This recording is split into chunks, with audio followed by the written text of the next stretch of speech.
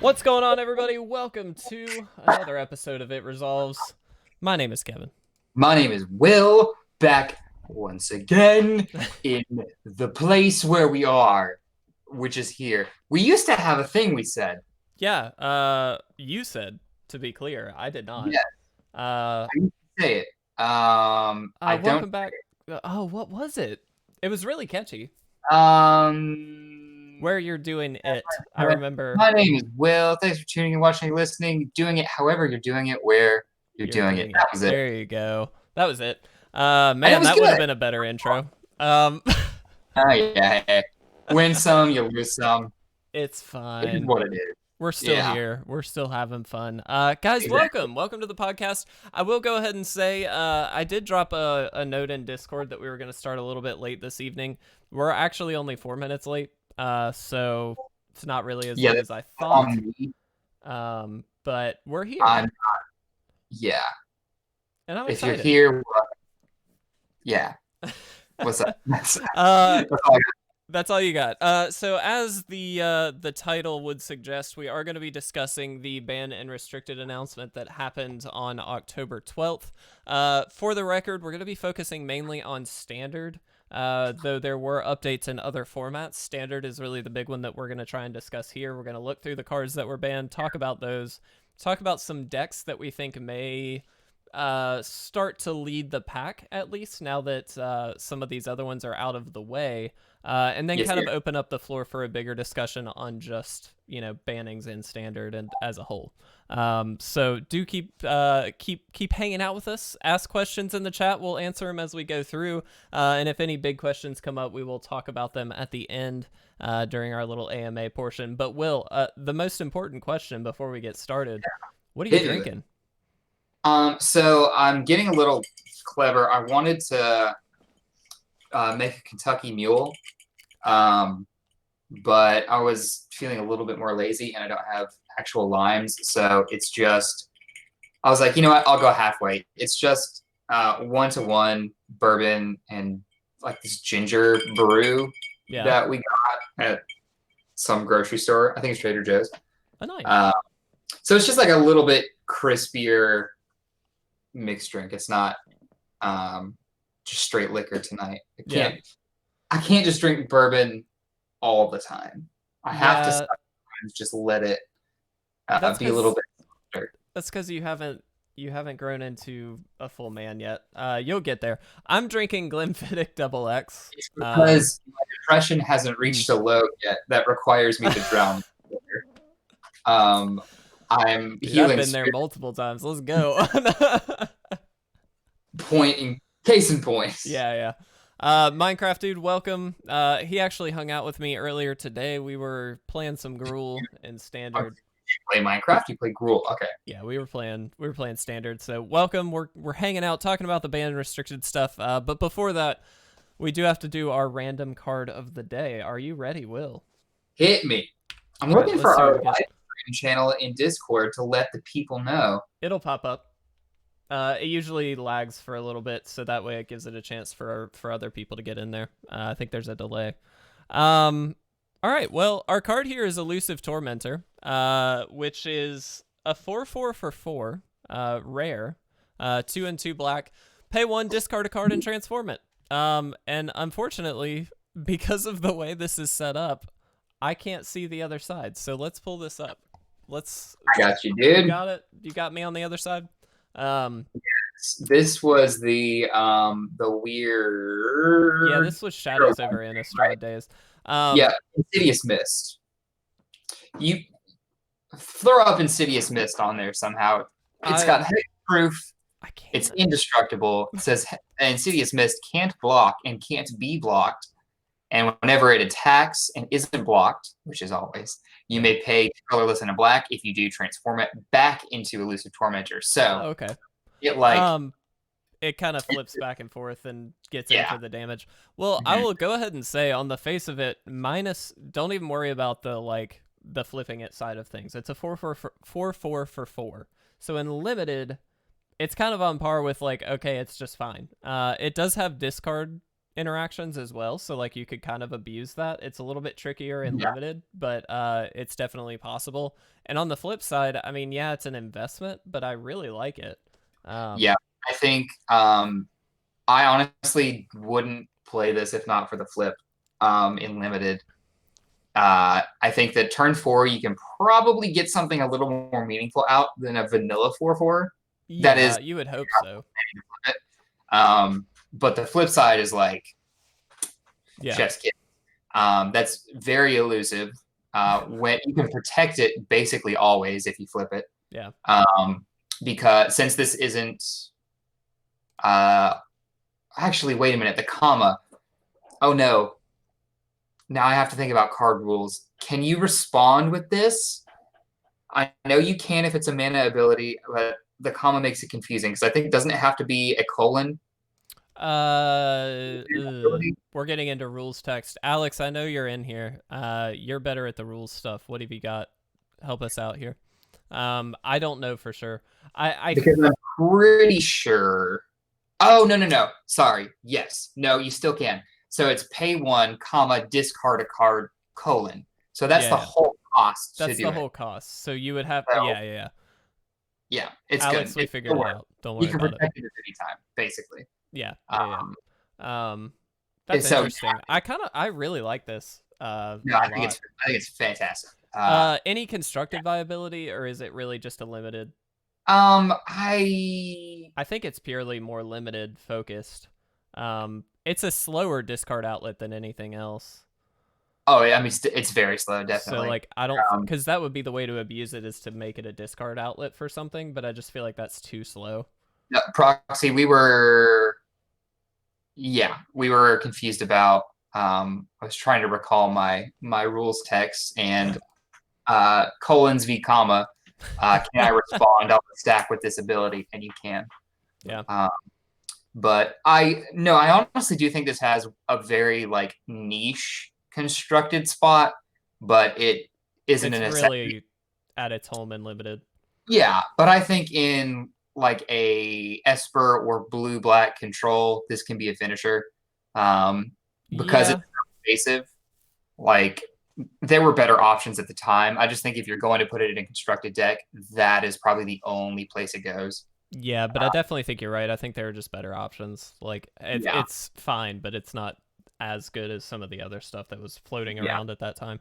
But still, a really cool card, and I like the transform mechanic. That's something that it added a new dimension, literally, to play, which I thought was kind of fun.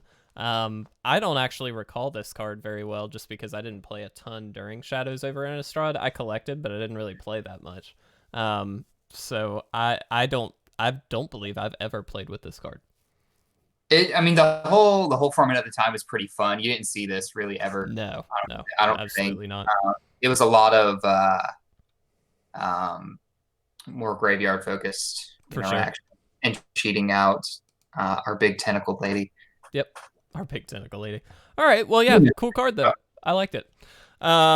All right, well, let's jump into our big main topic, which, as I said, is the ban restricted announcement that happened last week on the 12th. Obviously, I know we're a few days late in talking about this. This is just when we schedule our podcast, so sorry. But here we are. So, again, there were some other things outside of Standard. We are going to focus on Standard, but I have them here. I'm going to read them out, everything that happens. So let's start bottom up. Brawl, Omnath, Locus of Creation, banned. Out of Brawl. Yep. The two people that play will be really upset about that. Historic, and this a little bit more happened in Historic, which I think is interesting. So Omnath is suspended. Teferi and Wilderness Reclamation are banned, and then Burning Tree Emissary is unsuspended, which is interesting. Jellybean gone from everything he was meaningful in. Yeah, Alex, you right. And then Standard. Actually, timeout. He's not banned in Modern. True. Actually, fucking broken in Modern. Yeah, he's really good in Modern. I forgot about Modern as a format. It's been so long since I've heard anything about it. But yeah, here we are. As Yeah. far as standard goes, Omnath obviously banned. That's going to be the big one that we talk about today. But in addition, we did have Lucky Clover and Escape to the Wilds banned, both of them. Pioneer 2, right? No, Pioneer not on the list. Hmm. So no, Alex. At least not on this announcement. Um, so okay, let's start with the small stuff. Let's talk Lucky Clover and Escape to the Wilds. He's good in Pioneer. Um, I mean, yeah, better in standard. It's kind of not fair to say, but a lot of cards get better in older formats in Pioneer as well. And Pioneer's no exception. A lot of cards got better in it. He's fine, but you really want those fetch lands and shock lands. That combination really breaks landfall and Omnath specifically. For sure. And there's other deck archetypes that are playing with a lot of land interaction that really benefit from it. So there are a couple shells that are floating around that work like you slot them into Valakut as like a sideboard card, and a couple other like decks are playing with him. So yeah, it's an interesting time for Omnath in Modern. I don't think Omnath will be banned in Modern in the future. I think it's fine, and it just kind of makes it interesting. I don't know if I had to put it on a tier list. I'm not sure where I'd fit it yet. Yeah, I'm kind of with you on that. I mean, it's certainly powerful. It's very good, but I don't think it's ban worthy at this point. I mean, you talk about Modern as a turn 4 format generally, and certainly getting an Omnath down early can do a lot on turn 4, but I don't think it's game breaking yet. No, so I'm there's with you there. There's a lot of ways to play with it too. I mean, Fatal Push really put Modern under its boot, and really set the bar. Omnath doesn't care about Lightning Bolt, but I guess 2 bolts, but I digress. But Push can still hit it in some cases, of course. So well, and it generally has a pretty easy time hitting it just because of fetch lands and things like that. Like, there's so many, ways to trigger Revolt that it's really not that difficult to hit. So it's very good in Modern, but it's also beatable. Yes. In Modern, like it's not as oppressive. Yep. More on that later. Yeah. But well, we're going to talk about Omnath most of this episode, most likely. That's just my guess, but I do want to kind of do what? Lucky Clover too. Lucky Clover was an important ban. Lucky Clover was really important because as if you read the article, the big reason they cited Lucky Clover as well as Escape to the Wilds is because they pushed the adventure deck, the like Teamer adventure deck in particular, over the top. Which I agree with. I think for quite a while, Teamer Adventures has always been good. Like, since its inception, it has been just a really solid option. And it makes sense. I mean, you look at a deck where you've essentially got 2-for-1s on every card, where you've got an ability that you get to do, and then also a creature. Yeah. That's pretty good value. I mean, you're going to find uses for that. Lucky Clover escalated that significantly, being able to obviously double up or maybe even take that further if you've got multiples. You were really able to get a lot of value out of a card and then also get more value later, which was kind of ridiculous. Yeah. And the reason they cited in the article that they released was specifically that, they could take Omnath out of the format, and that's fine. But at that point, the data was suggesting that Teamer Adventures would then start to do its takeover, and then it would be very clear that that's the best deck to play. And so they went ahead and preemptively, essentially, not preemptively, but just kind of bit the bullet early and said, hey, we're just going to nix this now and not let that happen. I do think Lucky Clover was a good ban. I was a little shaky on Escape to the Wilds, I'll be honest. I think it makes sense. However, I wouldn't have... it wasn't on the radar for me, is what I will say. No, it makes sense if you're thinking about... along the same lines as Lucky Clover, what is the next deck kind of on the chopping block? What could be broken? And the adventure decks are kind of the clear answer. Yeah. That being said, Lucky Clover being gone is, the big one for those archetypes. It Yeah. makes control more valuable now, Lucky Clover being out. So I think that ban alone kind of expands the playfield. Yes. Escape to the Wilds, while important for those decks, I'm with you. I don't know how big it really is. Now, a resolved Escape to the Wilds Is in huge. yeah. So if you think about it in like the mirror match, for instance, if you're let's just say the most simple version of the adventure decks you can play with Escape in it is obviously Gruul, red green. So if you're playing a red green adventures mirror match, um, probably the first person to resolve and Escape to the Wilds is going to pull ahead very quickly. We know, I I mean, basically in every format that red is in a mirror match, especially if one player has some way to gain card advantage, so it's over the top. here's what I'll say about that is yes, I think you're correct. If one player can resolve the Escape to the Wilds first, they're more likely by a long way. That definitely widens that gap, right? So I'm with you there. On It's the not like other a hand, to win by any means, no, but no, yeah, and I totally understand that, but like there are so many other pieces to the adventure decks that I think kind of help. So, for instance, let's take this example. So, Edgewall Innkeeper is a really nice engine card for that deck because it provides the card advantage engine on top of, already being really powerful spells in the deck, things like that. And just, again, let's add value on top of the value that's already on top of the value. But anyway.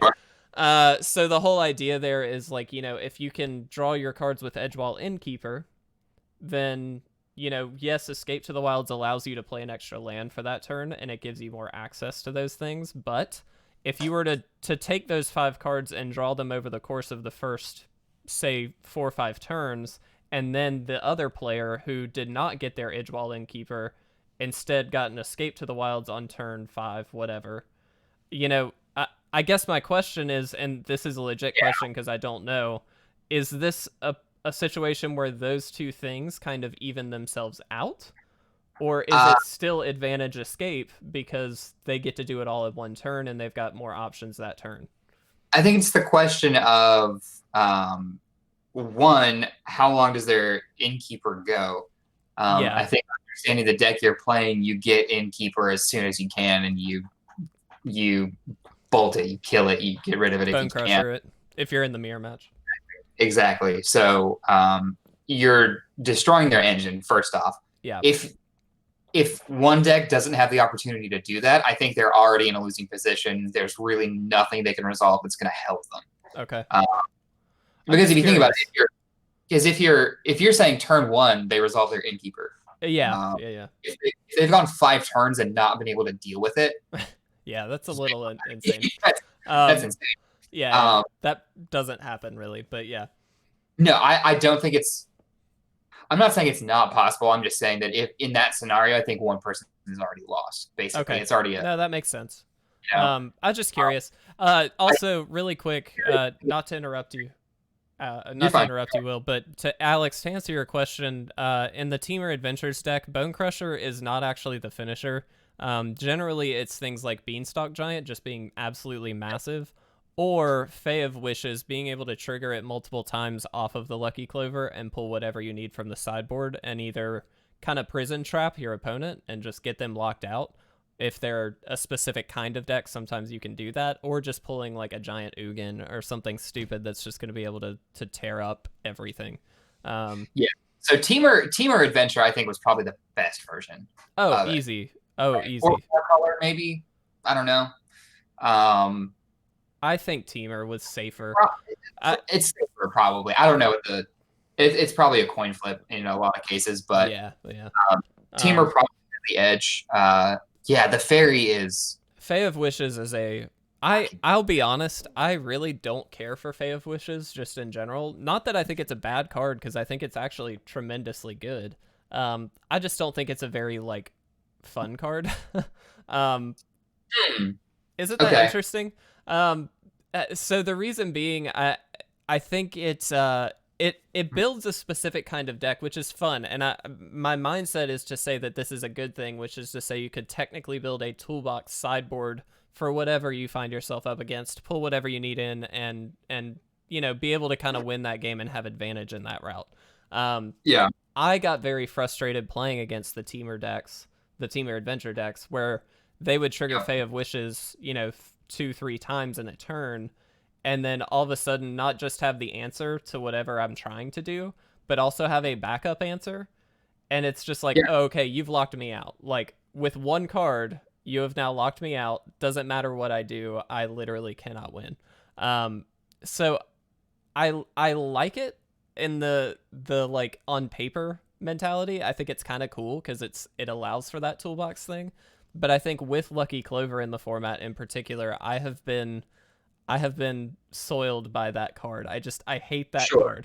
card. Sure. That combo. Clover, yeah. Lucky Clover is the big problem with that, and that's why it's an important ban. Yeah. And you bring up a good point. Wish effects suck to play against, but I don't think that. To me, it feels like a win more or a Hail Mary. Yeah. Either like you are getting like beaten or you're stomping face. Yeah. So I can see the frustration because wish effects do suck. Burning wish resolving ever. Yeah, that's always a tough one. It doesn't feel good. So yeah, no, I'm with you. And all this to say, like, the Teamer deck was just good for a lot of reasons. Lucky Clover put it over the top, in my opinion. Escape to the Wild. It's got the most efficient kind of not only permanence package in Bunker Up Your Giant, but also like removal in if it's a 4-color adventures, you have Murder Strider and stuff like that. Well, and so I think the point of it too is just that, and we kind of touched on this earlier, is the flexibility that it allows for, because you can play a removal spell that is also a creature. And it's like, okay, you get to choose. Like, if you find yourself up against, a deck that doesn't run very many creatures, cool. This isn't a wasted effort or a wasted slot in your deck. It's still useful. It's still good. And that was the frustration. And so I'm very happy with the Lucky Clover ban. I feel fairly indifferent towards the Escape to the Wilds ban. I don't think it's that. Yeah, it's just kind of okay. I think there were other decks that certainly used it and could utilize it very well. But I think Teamer Adventures was the big one, and so like you nuked a card in the deck that was gonna probably take over if we didn't have this ban, so that's fine. I don't feel strongly about it. You touched it. There are other decks that would use it. Any kind of like Garul aggro would want it, but I don't see green red aggro being dominant with it in there. With it in there, no, but I will say Gruul aggro with some new things from Zendikar Rising, in particular things like Brushfire Elemental and the new Mammoth and things like that. Like, there's actually some very strong things going on with the Gruul aggro list. Brushfire is a big reason I think this card was banned.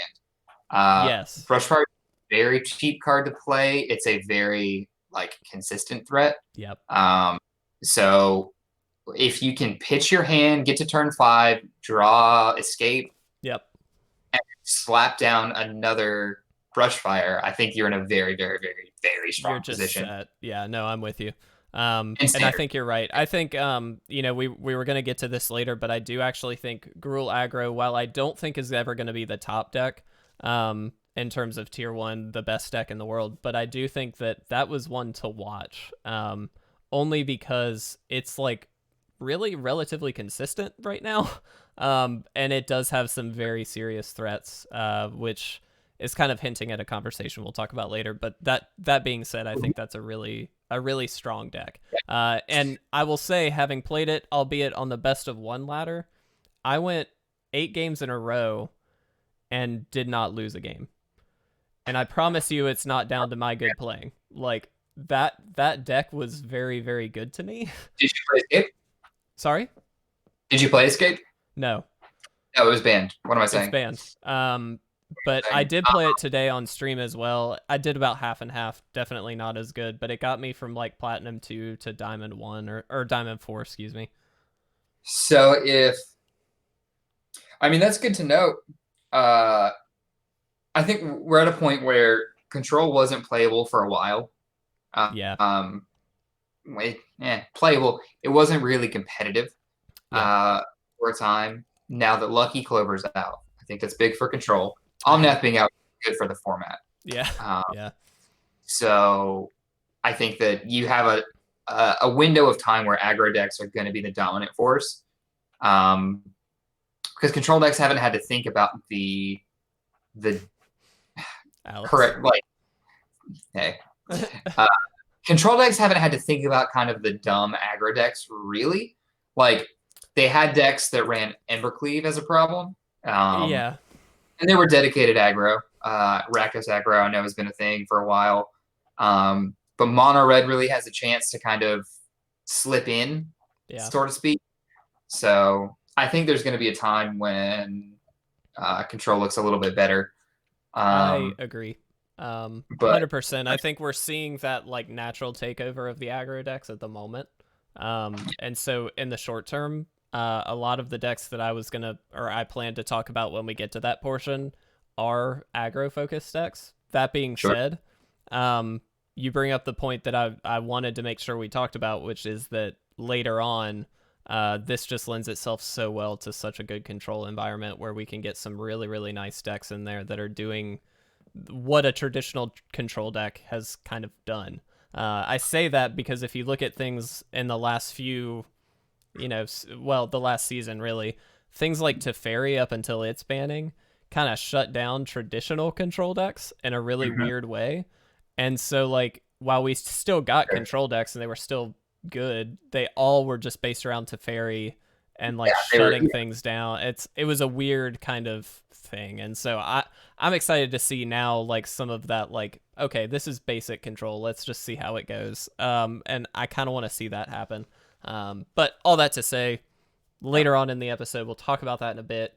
We're tangenting, we're getting ahead of ourselves. We got to talk about Omnath. Oh yeah. Okay. So Omnath's ban, I think, is the most obvious ban maybe they've ever banned. What was the percentage? Not. What was the peak percentage of Omnath decks? 46. Good lord. Which is not the highest. Which is not the highest we've ever seen a ban come in at. I think Teamer Energy got its ban when they were close to 50, if not at 50. I was going to say, I remember you and I talked about that, and we were at like half the meta, and I'm like, this is stupid. Yeah. So, yeah, it was basically right there. Yeah. So this came down to, it wasn't necessarily not fun. It was definitely too good. I think they caught it earlier than other bands have caught things. Yeah. Honestly. Zendikar dropped what, late last month? Yeah, I think so. So this is just like that long. Right. Couple weeks in. Yeah. Well, and let's point something out here that I think is actually good, but also is going to lead to more opportunities like this where we've got early season bans and things like that. We get data. Well, I say Wizards gets data like a million times quicker. It's instantaneous now because of Arena. MTGO certainly had some of that, but that was still at a period where a lot of play was done in person. And while that still is certainly the case, Arena really changed the game for that and allowed for instantaneous, like, all right, now we know exactly the cards that are we can get rid of things that as we know they come up because it's so obvious. You know what I'm saying? And so like Arena just allows for a lot of that. And so they cited, we've been looking at data for the last 2 weeks and it's very clear that, this is not a healthy card for the format. Correct. And they were absolutely right. I mean, I haven't really been on the, why did you ban this side of most bannings? Omnath certainly just makes sense. Yeah. Right. But there's not a lot to talk about or why it was banned, We all frankly. know. Yeah, It's fairly obvious, right? yeah. So I think rather than do that, I think what percentage is healthy for a win condition in a standard format? That's a great question, actually. So when you say a win condition, you're talking a specific card being the center of a deck, so to speak. Is that kind of your question? I would imagine that's what he's saying there. I think so Um, as well. So now yes. this is Okay. tricky. Wizards okay.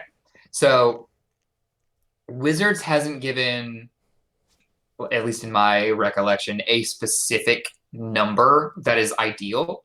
They have said that if a certain deck reaches like close to 40, Yeah. anything really above 30, they're like, all right, It's on the list to at least look at. Yeah. red flag, alarms. Now, that is to say, brings up another question of, oh, wait, it's standard format. You talk, okay, so specifically standard. Yeah, it's around 30. They start watching cards. I think they talked about this in length when they banned cards out of um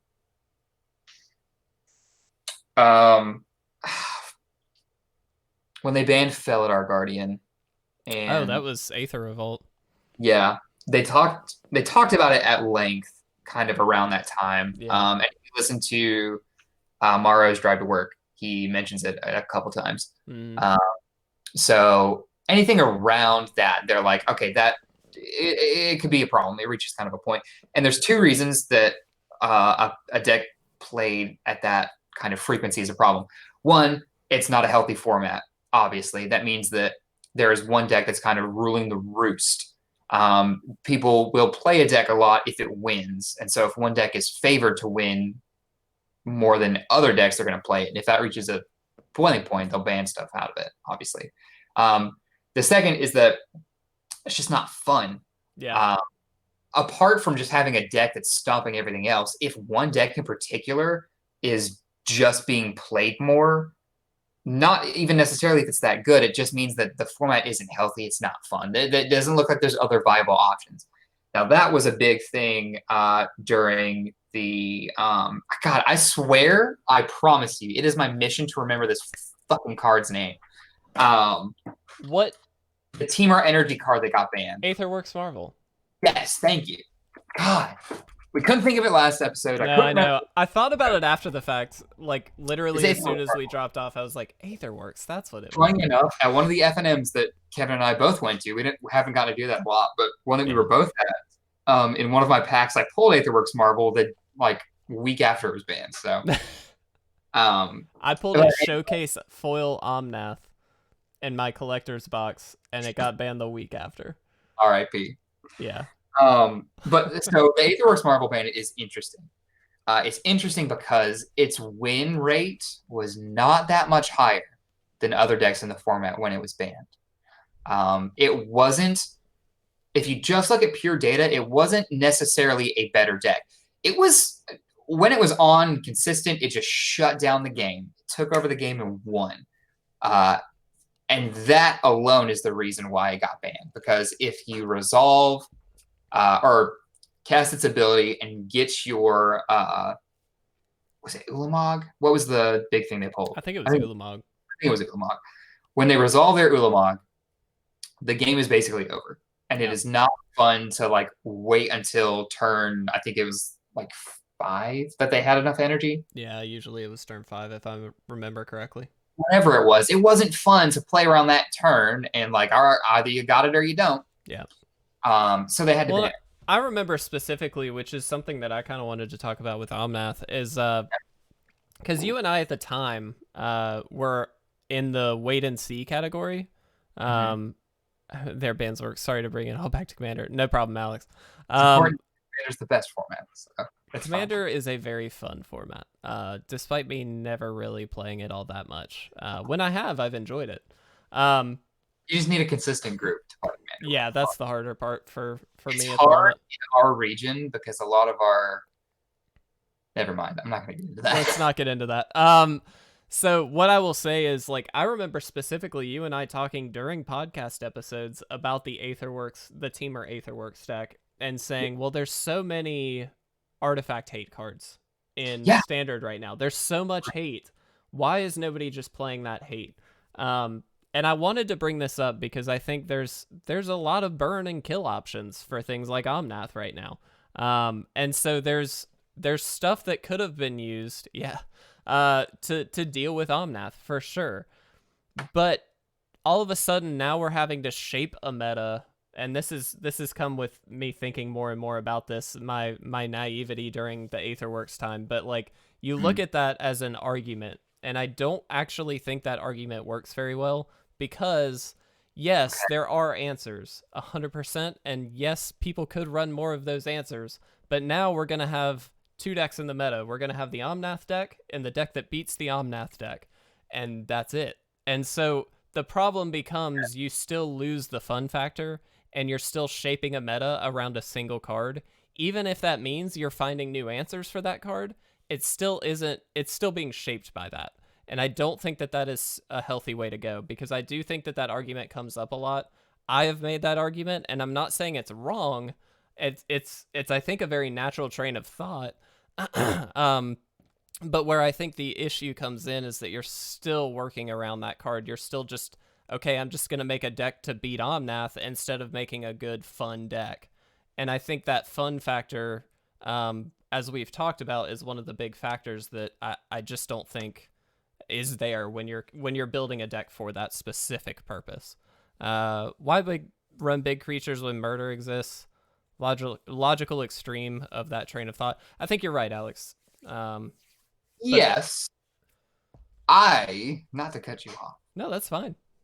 I think it's maybe, I don't want to compare Omnath necessarily to Aetherworks Marvel, because there was a one card in particular that I think was better specific hate for Aetherworks that no one played, that I think was unfair. Yes, and you and I did talk about that card at one point.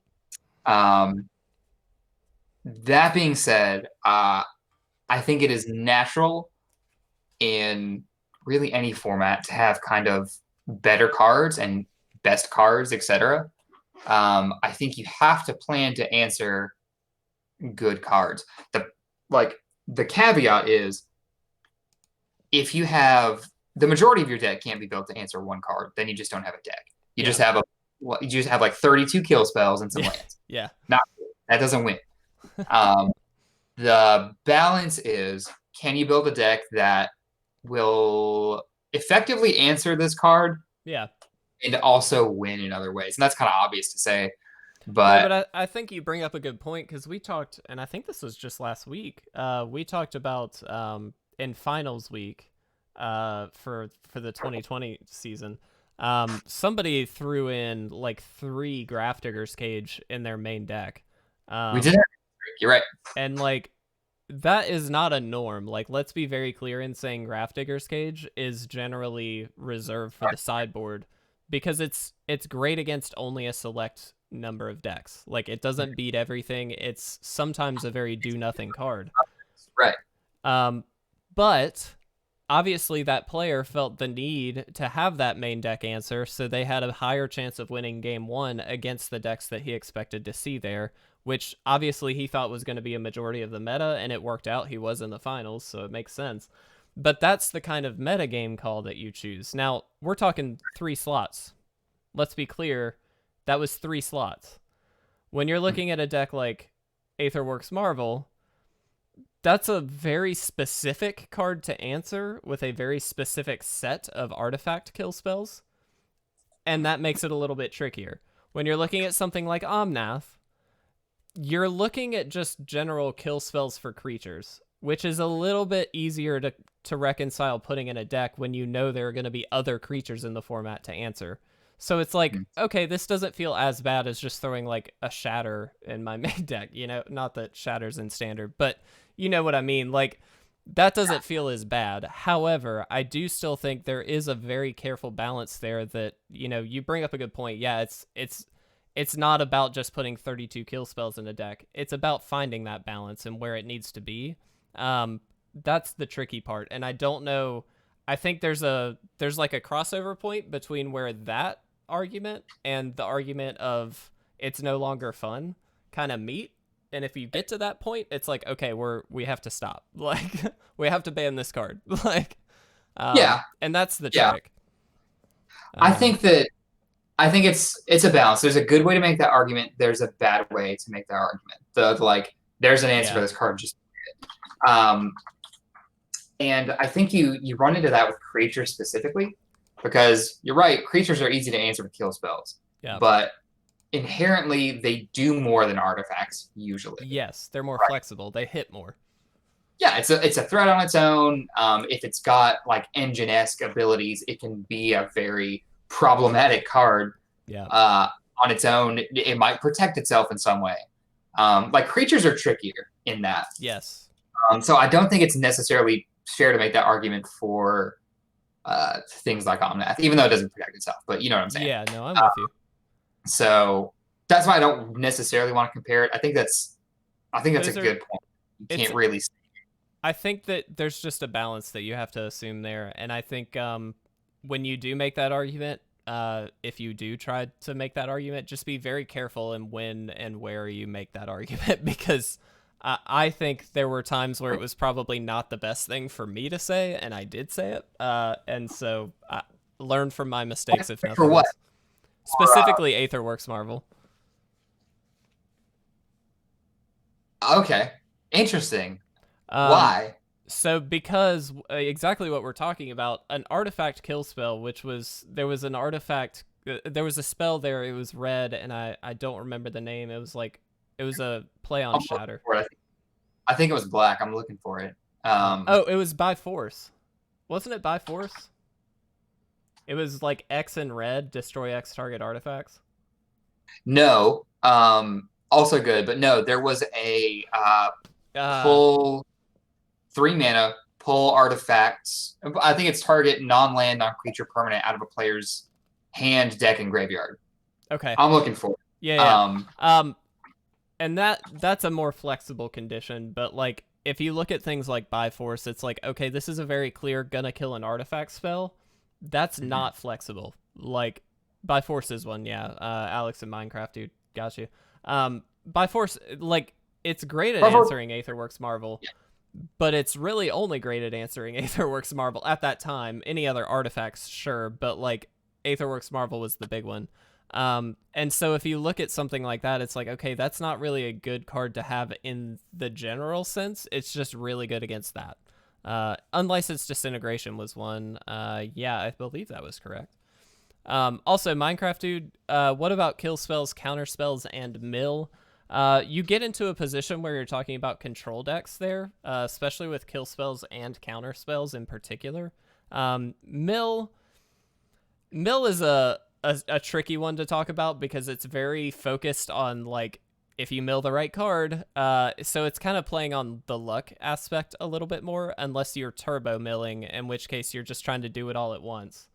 So it came out in Amonkhet block. It's Dispossess that I'm talking about. Okay. Choose an artifact card name, search target opponent's graveyard, hand, and library for any number of cards with the chosen name and exile them. So an artifact card name. Yes, artifact card name. It is 3 mana. It is sorcery. It is black. So, and my point, I guess my counter argument to that is, are you willing to, so obviously Aetherworks Marvel, going to be the majority of the decks that you were going to be up against at that time, so I totally get it. At the same time, there will be a game or two or a match or two where you find yourself up against something else, whatever it might be. If they're not running artifacts, that is a dead card still. Yeah, I think that's the same argument for Grafdigger's Cage, though, I think. It is. Right. And I think that's where that balance comes in. But my point with like a creature kill spell is like, okay, creatures are a wide variety. You can be up against almost any deck and be able to kill a creature, even if it's not Omnath. So like in that regard, I feel like that's an important distinction to make, I guess. A world where you can mainboard a 3 mana sorcery, though. Grafdigger's Cage. Grafdigger's is only one, though. It's 1 mana of any color. The mana to me is negligible. Because I don't think so. If it answers and beats a deck, if the card does one thing, I'm gonna answer this problem. Yeah. Then you pay whatever mana it is, because that's the best answer for it. Yeah, if there's not You know what I mean? I get you, but at the same time, turn 3 means a lot more than like a 1-drop artifact. Not in a control deck, though, for one. Not in a deck that's like. Also, Aetherworks Marvel didn't like play on the stack a ton other than draw spells. No, you're right. So, well, I mean, turn 3, yes, turn 3 matters. Yeah. In a standard format, turn 3 is not doing a whole heck of a lot. Like, you might resolve a mid-tier creature, a better threat. If you control your passing, doesn't matter. But like, turn 3 isn't as important, really. I would argue right now. Well, in this standard season, different. I think it's different now. Only because if you look at turn 3, you can get a 5/5 on turn 3 for 3 mana right now. And you can get a like that's a threat. Like the creatures now, I think, are better than they've in a long time. I think things have changed due to power creep, things like that. But I think you can blame it on whatever. I think it's just the reality of it is turn 3 is more important now than it has been prior. Dispossess also doesn't do nothing. It targets any artifact. So you had it wasn't the Thopter. Hangerback Walker was a thing, is a big problem. You had Walking Ballista. Like, it didn't do nothing. It just specifically answered this thing. It also is online 1 turn before Aetherworks Marvel. That was a big point as well. Yeah. So, like, while 3 mana is an investment, it is, if it just blanks an entire win condition, it's always good. I don't know why that wouldn't make sense. Like, especially given the meta at the time. Like, given the meta at the time, I'm kind of with you on that. But if you're just building a deck, like first deck in the season, you don't know what's going to be good. Yeah, no, don't play a 3 mana sorcery. Like, unless they're wallops. But like, you know. Oh, dude, do you want to become famous, Will? Let's be famous. Shock porn really isn't working out, so maybe I will buy followers Prime Fuse and I don't know, maybe fuck off. No brainer. Do you have black artifacts? Yeah, Alex, you're right. I do want to jump back to Minecraft Dude's comment a little bit ago about kill spells, counter spells, and mill. Though we kind of touched on mill, because mill is in its own right its own strategy and very specific at what it's trying to do. I think mill generally, as much as I love mill, mill is generally a very risky strategy. I'm not ever going to say it's a bad strategy. I'm going to say it's a risky strategy because... That's okay. I'll say it's bad. There are times it's definitely bad. But right now, for instance, there's a mill theme. Like, there's stuff out there right now for the mill deck, and it works. It's fine. It's still risky. The chances of you... Mill is very good at doing one thing, and if you can stop that one thing, you're fine. So, like, I love mill. It was my first deck. I have a soft spot for it, but it's a little bit more luck based in my opinion. I do think mill is one of, Alex, to your point, depending on the situation, I think it's one of the more powerful things, but it has to be the right situation. I don't think it's good every time. It's a gamble every time. I wouldn't say every time. Every time. If it's unless you can stack the top of their deck, unless they scry things and keep them on the top. So, because milling others is pointless. Alex, all right. I see you. Thank you. Because you're rolling a dice. You're rolling a 60-sided die. Yeah. And like, mill is fun. Mill is great. I like playing mill decks. I'm not saying they're necessarily bad all the time. Even though it's funny. They're very fun. When they work, it feels so good. Here's the problem with mill. If it doesn't have enough support, if it's not got a really either a reliable engine or big splash mill cards like Archive Trap or something, you're not doing damage, so their life total becomes 60, which is that's a big obstacle. Like, it is. Well, in Minecraft, dude, let me just point out, mill is good right now. Like, there is a Dimir mill rogue deck, so to your point, yes, you are right. Yeah. However, it is not always good. There are situations more often than not that it is not good. It just happens right now that it is. So I'm with you there. To your other point, kill spells and counter spells, that actually lends itself to a control deck conversation, which is something that I know we will talk about soon. Because essentially, yeah, it's really easy to say we'll just have the counter for the thing. um, but that's easier said than done sometimes. It's certainly great to stack your deck with a bunch of counter spells, but again, it's a balance, and so sometimes it works, sometimes it doesn't. That's where control decks tend to not be bad, they just falter sometimes because they either don't draw the card they need or whatever. And so like having counter spells is a really easy conversation to say, yeah, just have a counter spell. But that being said, it's sometimes not that easy, is what I will say. Can't play Mill if there's no support. Yeah, and you're exactly right. Last season it was not viable. It is now. Mill is very, very good, and in fact, that leads into this next conversation piece, which is what decks do we think will be kind of at the top of the list? I do think Dimir Rogues, which does lend itself to a Mill deck as well. I think that deck is like sitting very close, if not all the way at the top right now. It's in a better spot.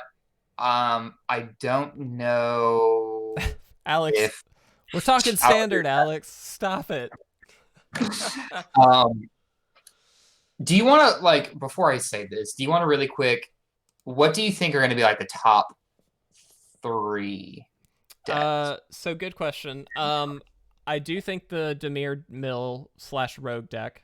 Top 3 for real. I do think it's up there right now. Mostly because its popularity. It may not level out to be the top, but I do think it's being played a lot right now, which makes it a big contender.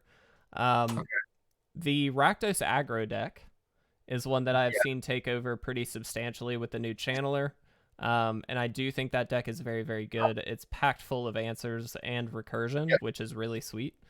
As far as the third deck, I was trying to debate on that actually, because I think there are still a lot of pretty good options at that point. I saw like Gruul aggro is very good. Do I think it's in the top 3? Probably not, but it's also very consistent for an aggro deck. And like that's pretty crucial.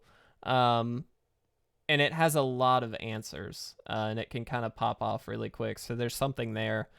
I want to say some kind of control deck is going to start taking over soon, though. So I'm leaving that slot open to say a control deck.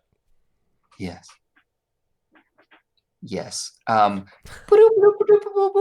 Control Daddy reporting in. Yeah. Yes, that's the answer. Blue, black, control. I'm in. I'm not saying top 1. It is tier 1 for sure. Yeah. I don't know if it's going to be the best deck, but I think it is very well suited to be in a very powerful position. It's got kind of the best spot removal in standard right now, I think. Oh yeah. Be it sorcery instant or Murderous Rider, etc.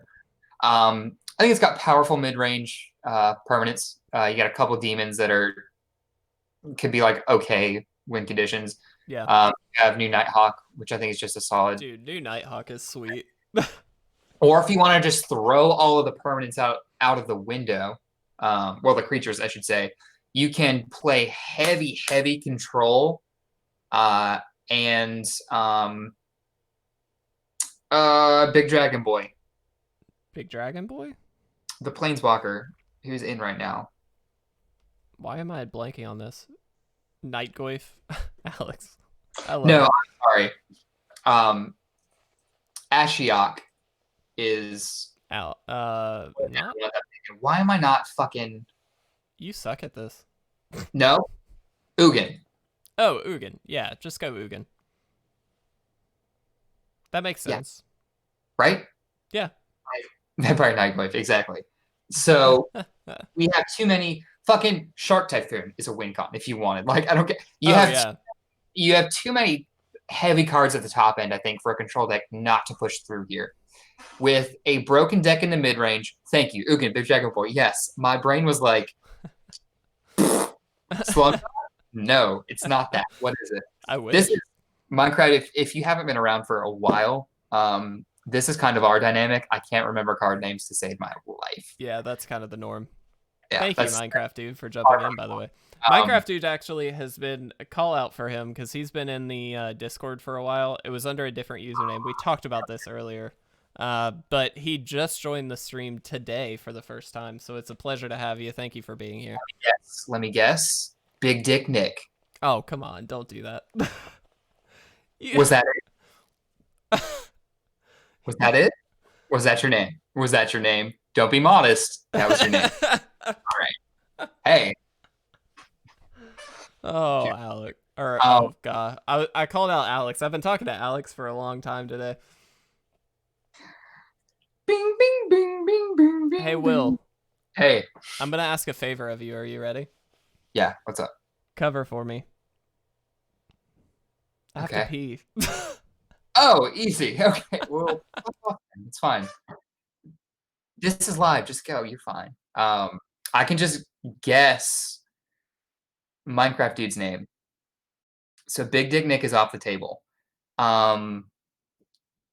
Beefy Chungus, 16. Was it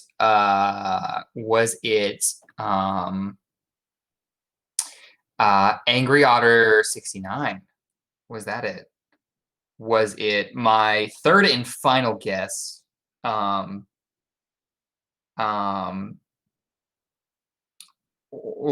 Schlong Kong? Was it a reference to penile humor? Flowers for Algernon? I don't know. We'll get back to that. I want you to tell me at the end of the stream if I think of any other ones that I think are titillating. I'll throw them at you. I guess to kind of keep talking about the thing, none of them. Damn, that's a real shame. What's happening? I was trying to guess Minecraft Dude's name, and I didn't guess anything inappropriate. They were very wholesome, friendly. I think we could rebrand if you wanted to a couple, but we can talk about that later. All right, cool. Snuggly Bear was one. Fluffykins was another. Yeah, I thought of the softest, just mellowest, just PC names you could name yourself on Discord. Minecraft Dude, Cool. Minecraft Dude, I appreciate you hanging in there through Will's antics. I hope that he did not scare you away. What do I do? Also, sorry I had to use the restroom. I've had scotch. So don't apologize, you weenie. What are we talking about? How good Control is going to be? Mm-hmm. Very. Next. But in all seriousness, I do. I think Control is going to be really good. You have a lot of ways you can take it right now. Control needs to get you have a lot of ways Control can be taken and can be tooled and etc. Minecraft Dude, I promise you do not have friends like me.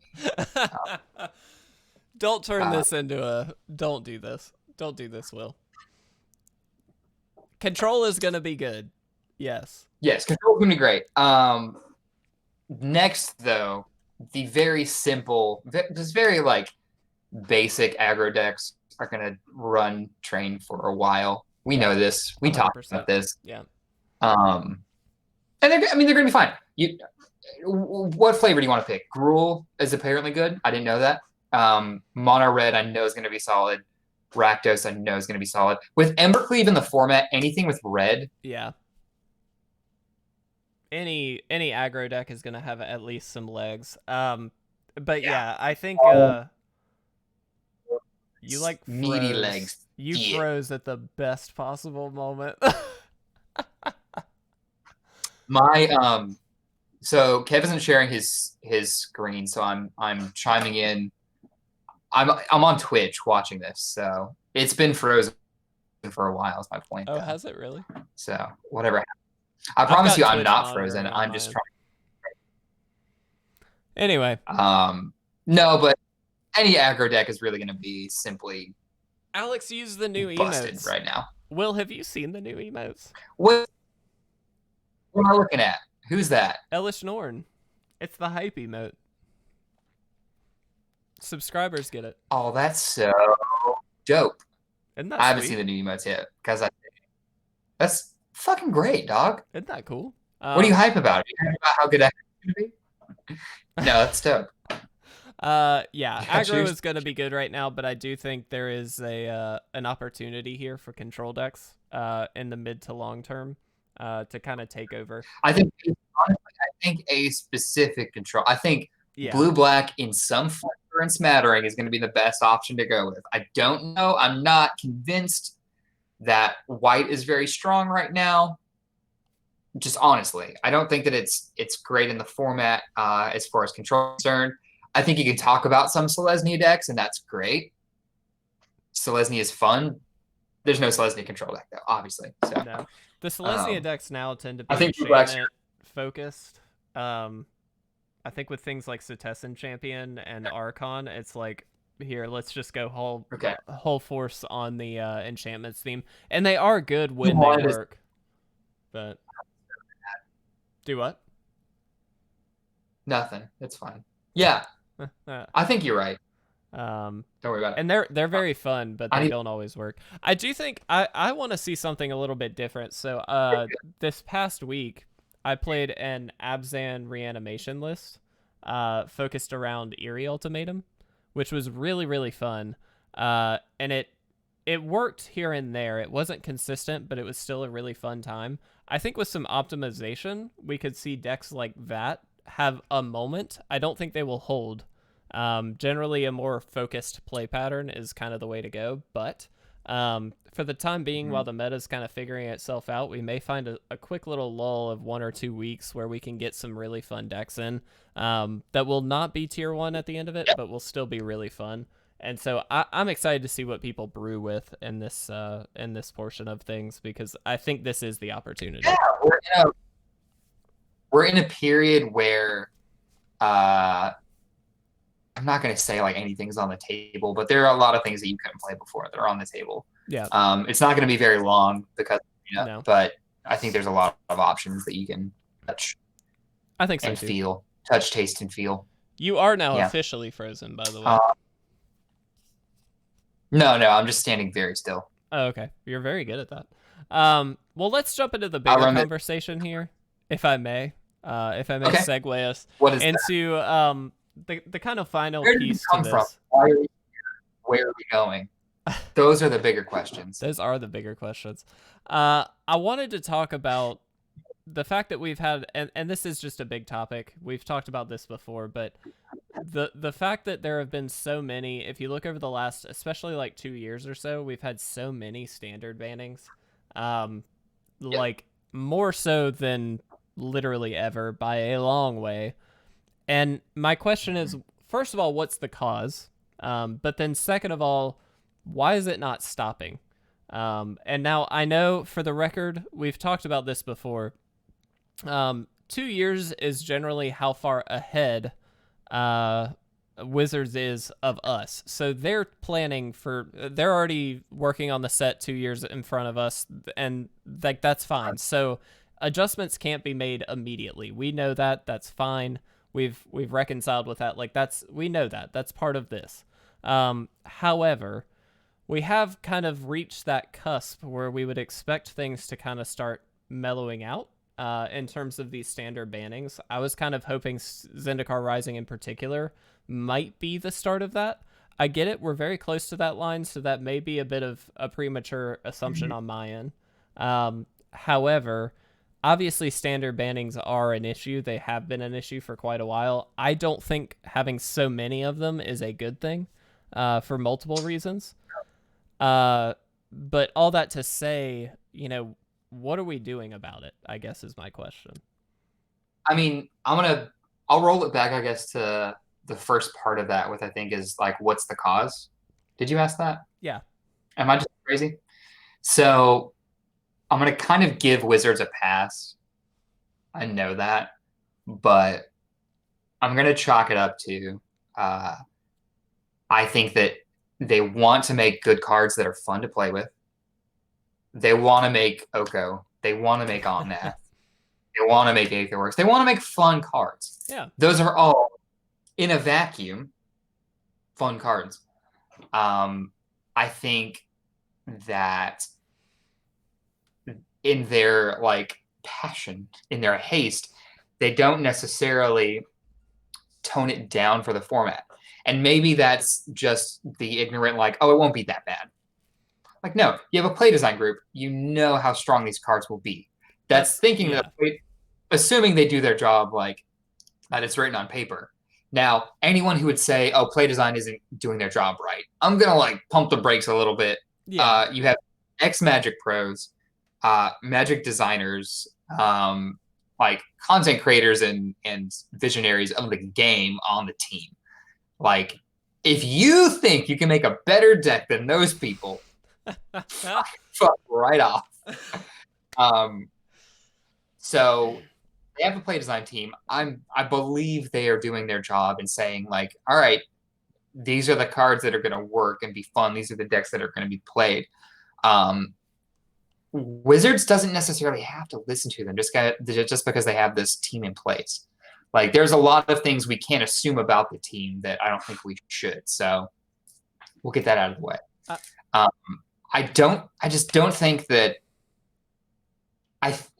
what makes the most sense to me is they just believe that it won't be as bad as like we know it could be. Because clearly there is a best card in the last few sets, right? Yes. Oko and Throne, I think is kind of clearly the best card. Yeah. Omnath, kind of clearly the best card in the set. Well, in a point in their defense, because I'm of the camp of saying, you know, we do have a play design group. Wizards put them in place to help with these issues. They're not going to mitigate every issue. That's not their job. Their job is to find the really big problem spots and hopefully level those out. And I think they generally are doing the best that they possibly can, and they are obviously pros, way more experienced than myself.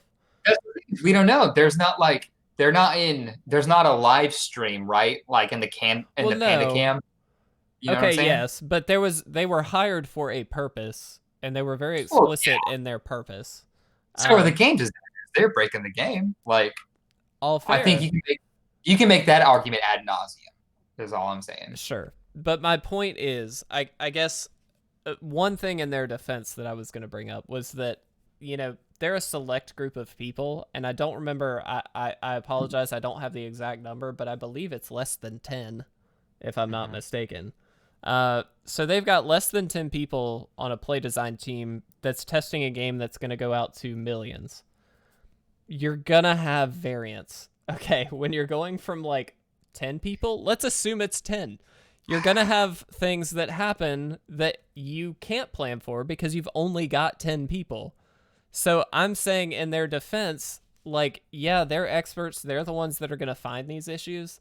But when you have 1 million people thinking about a deck, and then you've got 10 people thinking about a deck, those 10 people are going to think more thoroughly about each decision they make, but 1 million people are going to find the issues that you didn't because it's 1 million people and they will try it. I don't know. All that to say, I'm thinking that while I am very frustrated by all of these standard bannings, and I don't think they should be happening as often as they are, I buy the argument that they just want to make cool cards, and I'm fine with that. And I also understand that as a play design team, while they are super experienced, they can't figure out every detail. There is still something that has not been figured out somewhere along the way. There has to be. There's variance in everything. And so when you look at something like this, a group of 10 people is going to find a lot because they're experts and that's their job and they're dedicated to that goal. However, when you get 1 million people looking at the exact same set of cards, chances are, whether it's good or not, they're going to find things that maybe were not found in that test. Now, Omnath being a dominant force in the format, I think they knew. I think that's pretty obvious to know. But like I'm just saying in Right. general, there is something that we have done, some interaction that has happened that probably was not like a huge top of their list issue.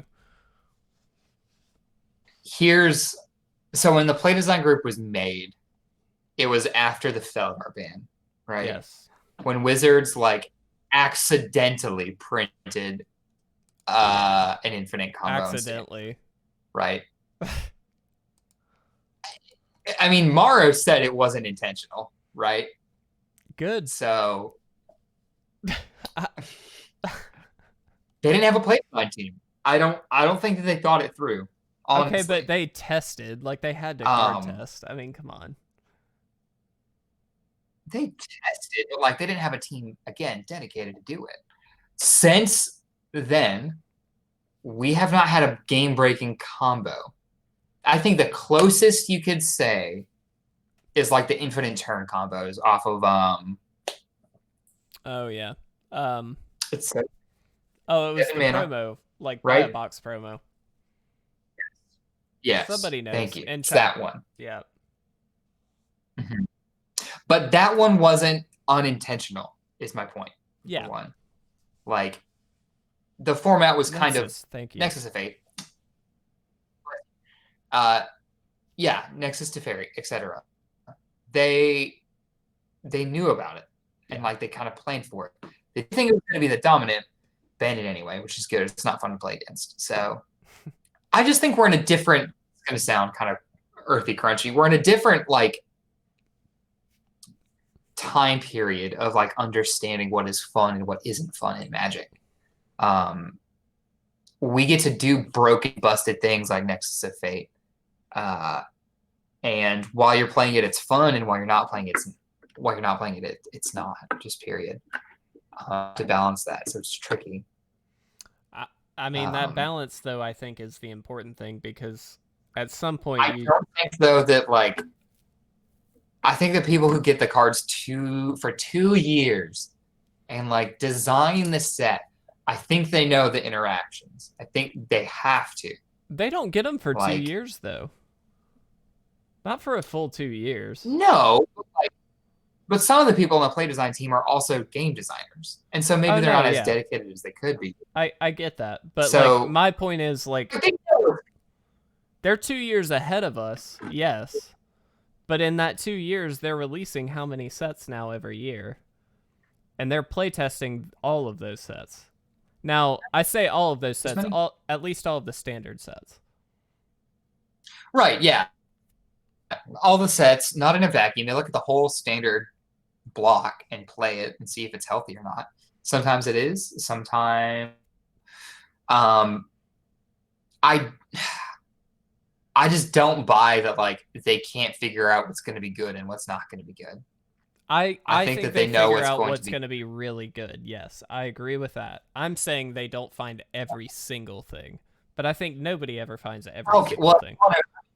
if you're gonna be like pedantic, no, they like probably haven't thought of every minutia, but the stuff that matters, I think they figure out. I think Like, that yeah, okay, I that's think that fair. they, you know what I'm saying? No, I'm with you. But I don't think like I don't think a more efficient time to play a spell on the stack is going to be like game breaking or meta shattering or anything like that. Yes, Um, Alex, you bring up a good and it point. hurts performance if those cards.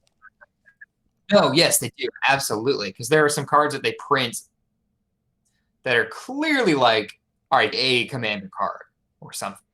Yeah, and I think that's a little bit of a weird And some thing. cards they get right. A lot of the cards that you think are like,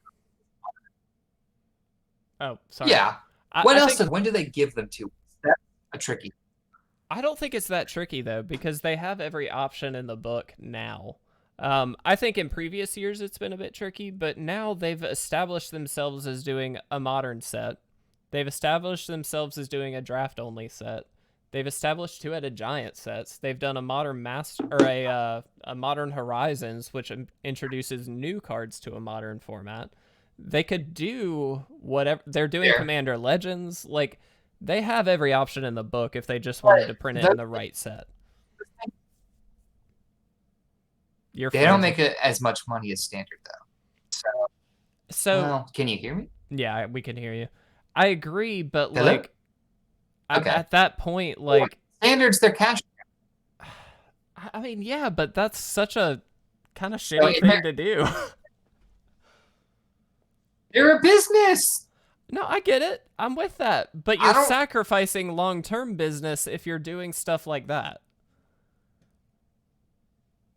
potentially. I think in Omnath's case, like Omnath was a good card in multiple formats, so I don't think he was like printed for others in mind. I think there are cards we don't think. One that like I'm thinking of is a Hate Bear that got printed in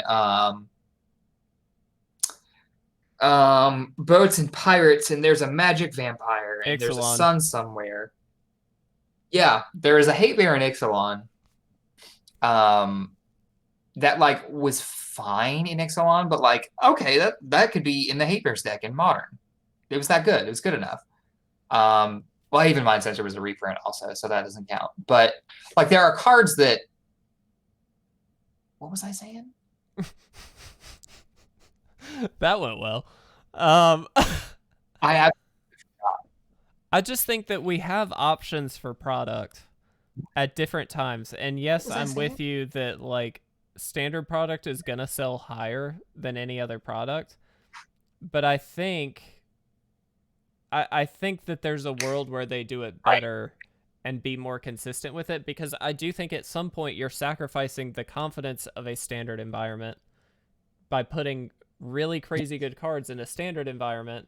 Long term, people are no longer going to invest as much because they know 2 weeks in you're going to ban it. Slippery slope fallacy on that one. I'll call it. You know, we don't know for sure. This is the first time I think it's been this quick, right? It's been this quick, yeah, but I don't think the confidence level, like we've had issues with confidence in the last 2 years. Like that's been consistent. Sure. So like my I point think is that I less listen. people are going to play standard if they feel less confident about it. Now, I'm of the camp of saying a lot of people say that, but they don't hold to it. Yeah, I don't However, know. I mean, to like welch on that, you know? I'm just saying, like, some people say, like, we hear it, we see it a lot on, like, social media stuff. People, like, oh, they did another standard banning, I'm out. Or, like, you know, like some weird comment like that. Now, I don't have data to support that, yes, they actually are out and no, they never came back. However, Right. the more that increases, the more that is a risk. Whether that's data driven or not, that is a risk. And at the end of the day, Yes, but you as wizards have to say, okay, is it worth that risk? So far, it might be. But at some I point, think print it the. might get to a point where it's not. And that's going to be a really sad time for everybody. I don't think so. I'm just saying. I don't think so. I don't think so. Here's why. Magic is magic on its own. Like the game doesn't really change. You talk about different formats. The rules are the same no matter what. So if you have a Magic player who just plays Commander, they're a different breed. But like a Magic player who's very niche on one format, if they have enough friends that are like invested in the game, right? If Magic has these raving fans who are like, we play this format, we love Magic, blah blah blah, whatever. There's gonna be overlap. We as nerds are always to other nerds like, hey, come try this thing. And it's very easy in Magic to be like, oh hey, no, come play standard. It's actually foul. Yeah. Right? Or no, hey, come draft with me. Like limited's dope. Like you gotta come try it. Like I think most of us have tried multiple formats, probably the majority of formats. There's going to be, sure, standard might lose player base, but it's not going to die. Well, it's not Standard gonna. is like, But it's the engine of Magic. Standard is, in my opinion, the more important format in terms of getting more people and growing the player base. I would argue Commander comes very, very close, but in terms of learning the game, Yes. Standard is like the place to begin. And so my point Yes. is, if you get somebody who just started in standard, okay, and then all of a sudden they get to a point where they've invested into a deck, and a card in that deck, a very crucial card in that deck, gets banned, say 2 months later. It doesn't even have to be the like 3 weeks that we had with Omnath. That now puts a very terrible taste in their mouth to say, well, I don't want to learn more formats because I'm all of a sudden they've been okay. put in a situation where I've started this new game. I've invested a good bit of money into this new game to build, let's say, a $200 standard deck. We could say a $150 standard deck. That's fine.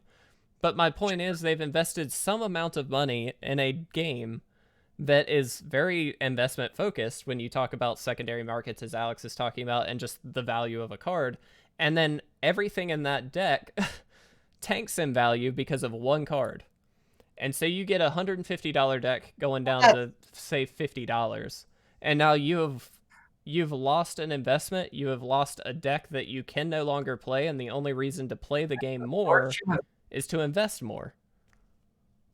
That's the virtue of investing, though, No, I agree, especially but in Magic.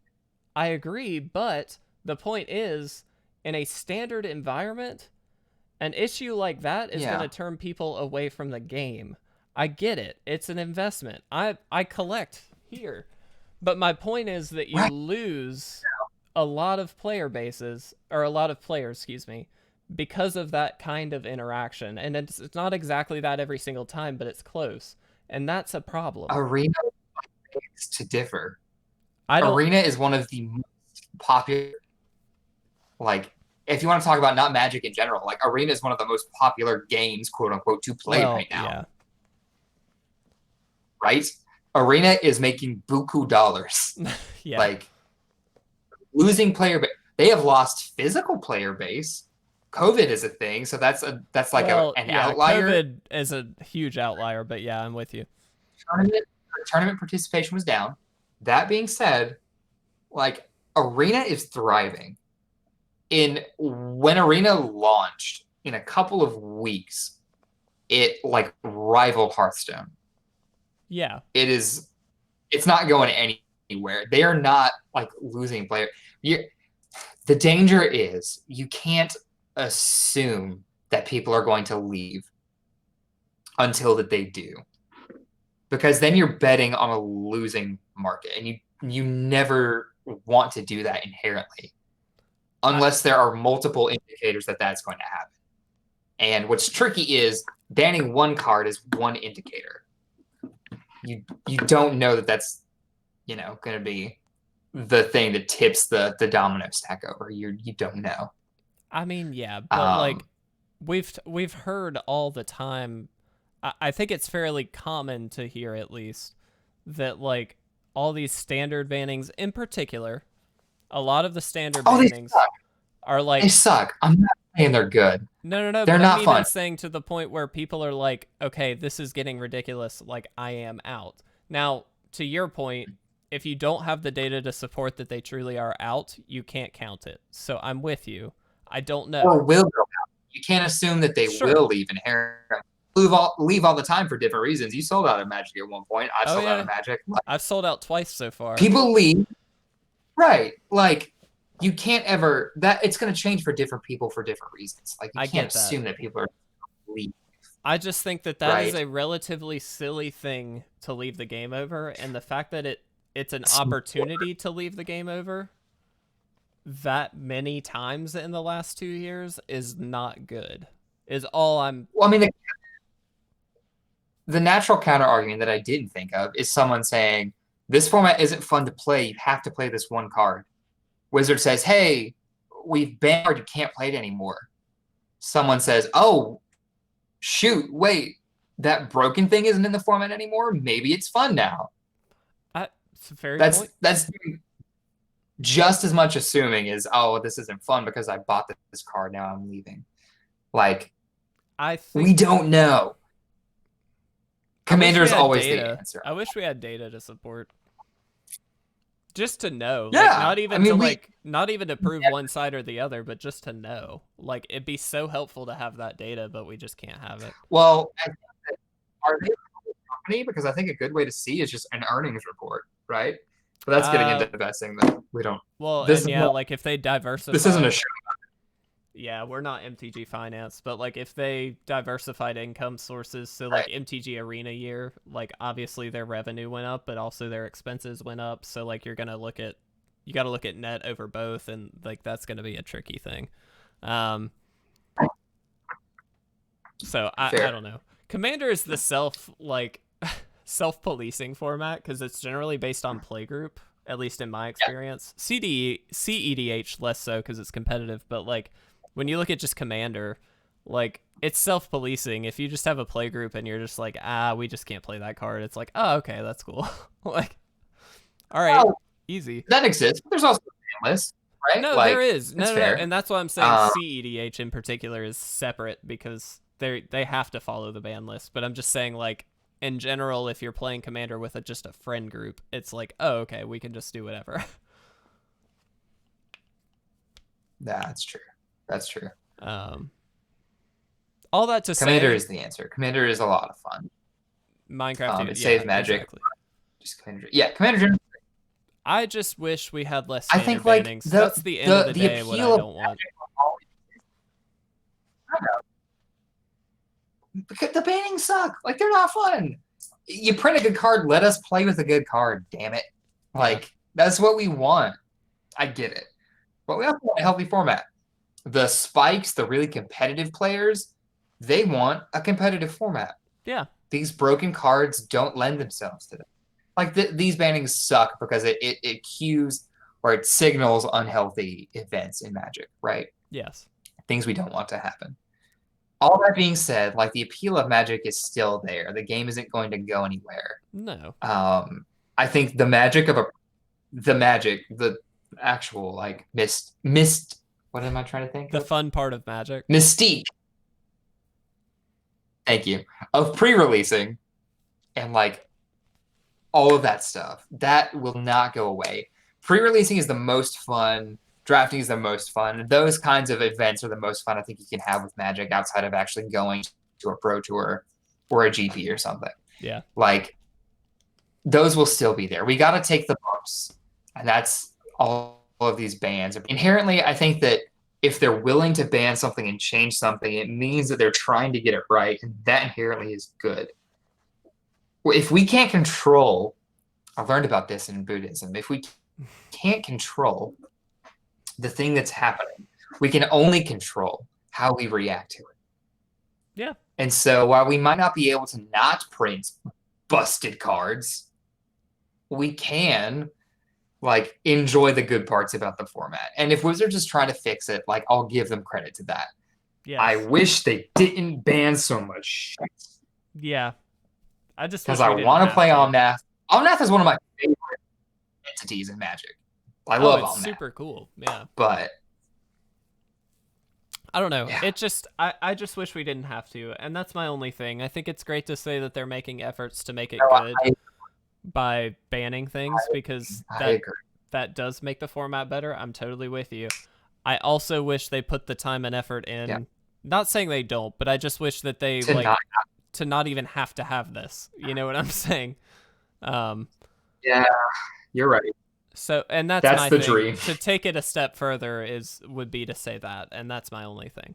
But yeah, fair. All that to say, I hope that we can get rid of these standard bannings and get to a point where standard is fun and safe for multiple decks and multiple strategies. I think eventually we will get there. Yeah. I'm optimistic. But I think they're getting so much backlash for it that at some point they have to do something. But all that to say, what do you do other than cards?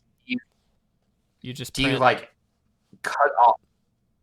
You just print shitty cards? No, you don't print shitty cards. You print you print the cards that are meant for other formats in sets that are meant for other formats. Omnath was meant for standard, though. I think Omnath was meant specifically Omnath. Omnath, yeah, I think that's a bit of an exception, but I do think that some of the other like standard bans that we had were like clearly for other formats. I will say, like what? I think Oko was not. That was a silly card. Oko was. No, that was definitely standard. not only was it like thematically standard, right? Thematically, yeah, but it was That's like oh, super good. yeah, but it was like pretty with standard in mind, I mean, right? it pushed in like Legacy.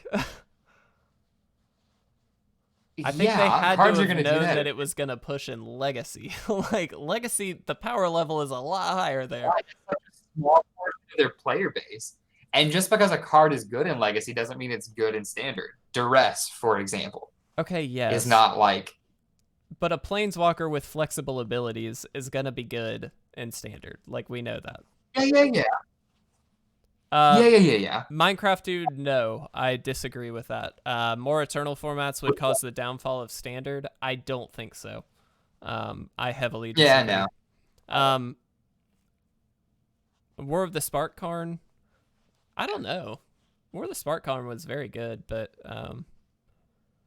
so Minecraft dude, to your point, Eternal formats in their own right are very, very good, and yes, printing stuff for an Eternal format is going to take maybe a short focus away, but we've already had things printed for, Eternal Masters and things like that that are meant for Eternal formats. So, like, it didn't take away from Standard in any meaningful way.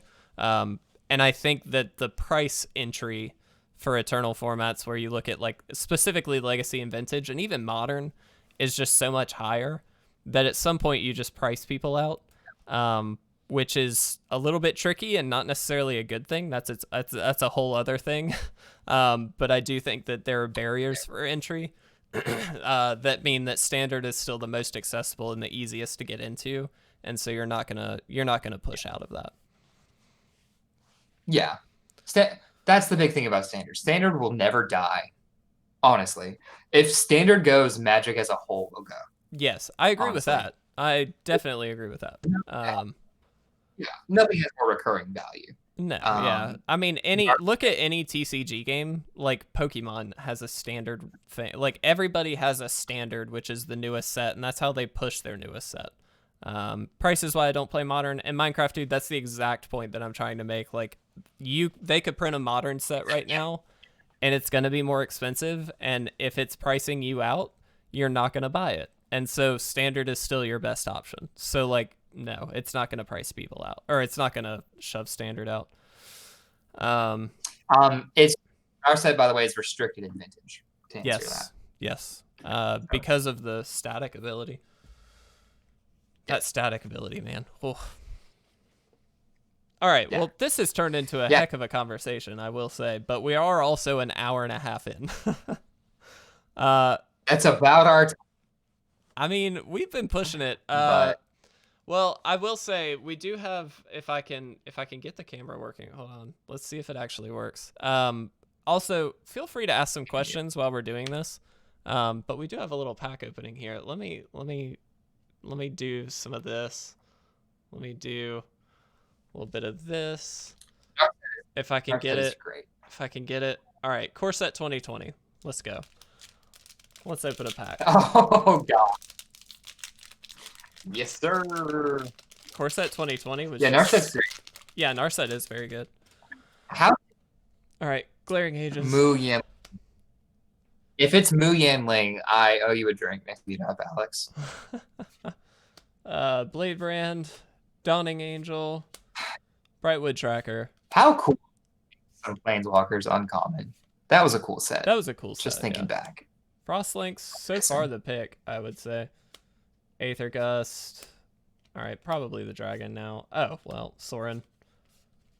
Foil Moment of Heroism. Yeah, we take Sorin for the record. Yeah, duh. Obvious. That was really easy. All right, moving back to the podcast screen. That was dumb. Wow. Well. No, you know what? I think Frostlinks is good, but it's not Sorin, so. No, fair. Well, are there any questions before we kind of wrap this one up? Because we have been going for a bit with this one. Will, is there anything you wanted to mention before we leave? Question: if like this, what does that mean? What'd you say? It hurts when I do this. Oh. What does that mean? That's the question. Thoughts on Commander Legend leaks? I'm just not paying attention to you, Will, because I have no idea what that means. I'm sorry. I should have said something. Um, Dad. Commander Legends, I have seen the leaks. I think it's really interesting, but I don't have strong opinions on it yet. What do we got? I'm looking at them now. There's a couple new That's good. Planeswalkers things. There's That's all. very good cards, but I just don't have strong opinions on it yet, other than they're good cards. Like, They're gonna be good. They're gonna be good. Good cards are gonna good card. Prosh. Hey. yeah, Prosh is back. Huh. Thoughts on So they're reprinting some Jumpstart? good shit. They're giving us new good shit. Yeah. Hey, look, they haven't fucked up. Ooh, thoughts on Jumpstart. That's Thoughts on Jumpstart's actually the interesting. mechanic? No, wait. I assume you mean the set Minecraft, dude. Is that correct? Because Jumpstart is also a mechanic. Right. That's a good point. I totally forgot that it was also a mechanic. But yeah, I'm assuming you mean the set. As far as the set goes, Yeah. It's interesting, right? Yeah, I had fun with it. It was kind of short-lived. You've played some of it. I played a good bit. There's videos up on our channel if you want to go watch them. The set, hey, don't be mean. No, I enjoyed it because it was kind of, I will say it was draft adjacent because it's very, very easy draft, but it's draft. And so it's like sort of draft adjacent where you don't have to dedicate as much time, but still get to like not know what you're going to necessarily get. And it's a little bit more fun and it's closer to the limited side of things. So I liked it.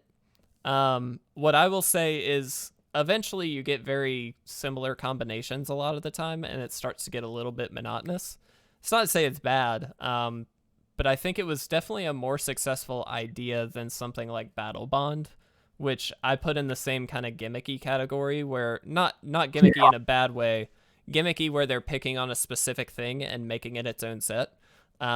I think Jumpstart was relatively successful in comparison to something like Battle Bond. And I did enjoy it. I thought it was a good time. Did I buy any of the paper stuff? Absolutely not. What about the delays on the paper product? That's frustrating. That's been a problem though since I mean we've had that issue all year because of a lot of different reasons, but unfortunately that just it is what it is. No, it's not good. So only reason. COVID is the only reason. Like your paper product that they'll be delayed for a while. Yeah. Like that's a bummer, but that's the world right now. They Alex, can't have people in a Alex brings up a good sucks. point I hate it, but supplemental sets kind of warp formats occasionally, and in this case I assume you're talking about like the unicorn and stuff being stupid amounts of money. I get it. That is a bit frustrating. But that's also not necessarily how it was meant to be. Again, that's kind of related, I would assume. While it still might be a fairly expensive card, I don't think it was meant to be as expensive as it is. I think that's partially related to the shipping issues. Walking Dead Secret Lairs, I think they're kind of dumb, to be blunt. Yeah. I don't get why you would, if you're doing premium versions of cards that already exist, that's one thing. But if you're making brand new cards just to in a product that only a few or a handful of people are going to be able to get, that seems really stupid to me. Where are you playing those cards? So yeah, that's the trick. Is where do you play them? But like, you can technically in Eternal formats. Not that you should. I mean, technically, but I just think that's kind of dumb because it's like a weird crossover. It's sort of like the My Little Pony cards that they did. I was like, that's kind of stupid. I don't even talk about this here. Make them, yeah. No, we just don't talk about it. Minecraft, dude, to your point, they're all legal, but they're not all Eternal. They are legal, but they're not necessarily the best. I do think some of them are actually pretty good cards, but like I think it's kind of dumb. I don't really like, I don't like it. They did that. I think the Godzilla cards were fine. Yeah. I think that worked. You want to print alternate art cards in and put it either in a premium product like a collector's edition of a standard set, or make them like ultra super secret rare or whatever. Yeah. Like I'm gonna go off on another tangent for a second. Wizards, the way Wizards print sets is leagues behind the way Pokemon print sets. Yeah. Because in the years Pokemon's been available, there has been one like premium box product that is like you can only get certain cards in its box, et cetera, et cetera. Every standard set, you have a chance to like pull 3 different versions of one card. Like, and some of them are like very exclusive, very hard to get, whatever. Their quality is also like a whole other thing, but yeah, they don't gatekeep these cards like that. You can argue it's a worse game. I think that's probably fair. You play it for different reasons. It's fun for different reasons, like whatever. But the physical printing of the cards, Pokemon does so much better. They don't like their fun shit. And Wizards does. Like, here's a card, and what I'm talking about, those the Walking Dead things, that looks like it's a handmade proxy. Yeah. That you can play in a formats that, by the way, no one really plays. Like, sorry, Legacy doesn't matter. Vintage doesn't matter. Are they fun formats? Yeah, they can be if you have $20,000, but since most of us don't, fuck them. They don't matter. You don't get to fun stuff. I mean, so I'm gonna step off my soapbox. No, yeah, you're fine. Give us pretty cards. I don't 100% agree with you in that all. They don't matter, but I do think they matter significantly. Like, it's marginal to not mattering. When was the last time that Twitch, that Magic streamed a legacy tournament? Legacy apart tournament? From the cube? Legacy or Vintage apart from the cube? I was gonna say the cube, I think, is like a pretty big thing to stream. The cube is fun. The cube in general is fun. Yeah, the cube in general, whichever one you're playing, is usually a good time. Yeah. So, to your point, Minecraft Dude, about Commander and Modern, Vintage and Legacy, yeah, they're difficult to play. Commander and Modern less so, but generally I will say we still don't see much support for like Modern right now. I mean, Modern, almost none, right? Commander is also its own thing, so like we don't get, like, Wizards themselves don't do very much with Commander either. Other than their product every year. I'm saying they don't do a tournament for Commander that's televised in any way. Right. But they also, I mean, to your point, you're correct, Minecraft Dude, that they don't have the same price tag barrier entry, but it is still very significantly higher than anything like Standard. So I still think that that's an issue for people. While Commander is like, it's cheaper than Vintage and Legacy. It can be cheaper than Modern, but in some cases it's not. Alex, is that true? Because yes, I know they have those tournaments, but did they stream it on Twitch? Did they do any of that stuff? Because my point is, I don't think they televise much of it. Modern tournaments, yeah, I know they have them, but I don't think they do very much. Like, we used to cover them in our podcasts. Like we recap them. They were significantly bigger at that time, but like I'm talking Wizards televising their Modern event. Like, that's what I'm saying. Because it's great that other people do. That's fine. I'm totally with that. But I'm saying they don't support the format of their own format as much right now. That's the thing. They can't. They could. They have to use MTGO. Yeah. Which is being kind of pushed out because it makes them so much money. Yeah. They can. But that's how they stream virtual Vintage. They can. They can do it right now. If they put on an virtual, if they put on a Magic the Gathering online virtual tournament, they could do it. And I guarantee you a bunch of pros would line up to play it. Oh, 100%. LSV. Yeah, LSV loves Modern. Like But their problem is that a they're bunch of investing time and effort into MTG Arena, and they're not investing that yeah, time and effort. They're still update, like there's still things going on in MTGO. Please don't take that to the extreme of it's not it's just done. But my point yeah is that they're not their 3-year business plan, their 5-year business plan, whatever, includes very little MTGO and a lot of MTGA. right. And so for them, it's an investment. You got to look at it as a business. It doesn't make sense for them to invest in something they don't plan to Agreed. support. Yeah. Oh, Agreed. 100%. Minecraft, dude, you're exactly right. Like If if it looked nice, if it was up yeah, to date, 100%. But they can't. if, They are in a tricky if it wasn't situation where fucking yeah, like they've got the interface in one area and they've got all the cards and the interactions programmed in the other area, and they're trying to meld them, and it's slow. NGO could not. Okay, if Paper Hearthstone existed, it would not compete with Magic. No. But since Magic Arena had to compete with Hearthstone, that's uneven in the other direction. Yeah. Didn't work. Arena is the way they compete with that. That's exactly it. And it's just better. Yeah. Yeah. It's a more interesting game at the very least. 100%. But yeah, no, I mean, Minecraft, dude, you're nailing that. You're hitting the nail on the head. That is exactly the problem. So yeah, while you're exactly right, they could do modern tournaments, they could do commander stuff, they will not. And that's my point, is saying that that's kind of an issue, in my opinion. Have a tie screen? What do you mean a tie screen? You can't tie in Magic? What are you talking about? Like a bow tie? Oh, I guess you can tie if you go to turns, but like No, you don't go can't. to turns. Stuff.